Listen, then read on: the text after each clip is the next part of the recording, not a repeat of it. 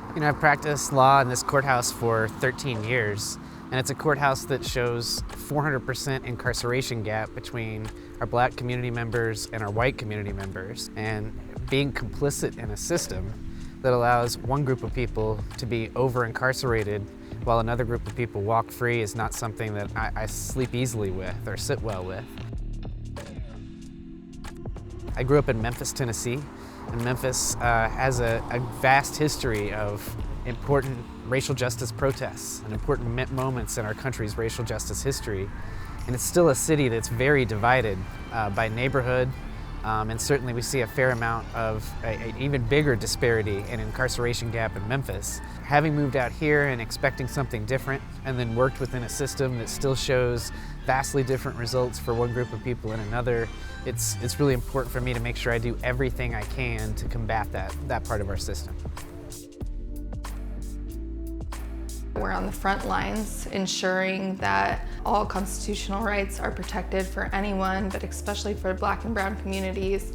There is this disparity, and it's statistical and it's real, because a lot of people don't want to be involved in that sort of system, but they shove it aside and they think it's not important. So bringing it up constantly, trying to file motions. And another thing that people don't often think about where it comes into play for a criminal defense attorney is when I'm doing jury selection. You better be ready to ask those questions and to figure out the attitudes on those prospective jurors, their attitudes towards race and racism.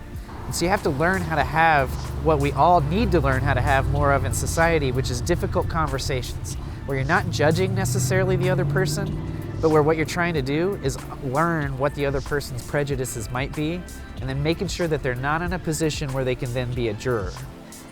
We've found cultural experts that matter a lot to us. We've been trying to help invent and create a civil remedies team for people of color in our Rogue Valley.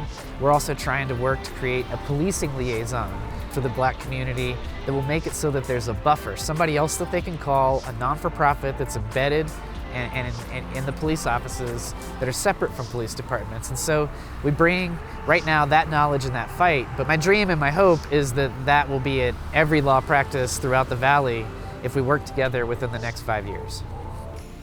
What happens over here can't be perfect. Those things can't just change by being a criminal defense attorney. Those things have to change. If you're a musician, you gotta pick up your guitar. If you're an accountant, you gotta pick up your pen and help out certain small businesses in furthering these causes. Whatever your symphony is, whatever your art is, whatever your music is, you've gotta contribute it to an effort to say to the people who are being so loud and so hateful, you're not heard anymore. Go away, learn something different, and change attitudes. So that's what we can't do just as a defense attorney, but we have to do as a community.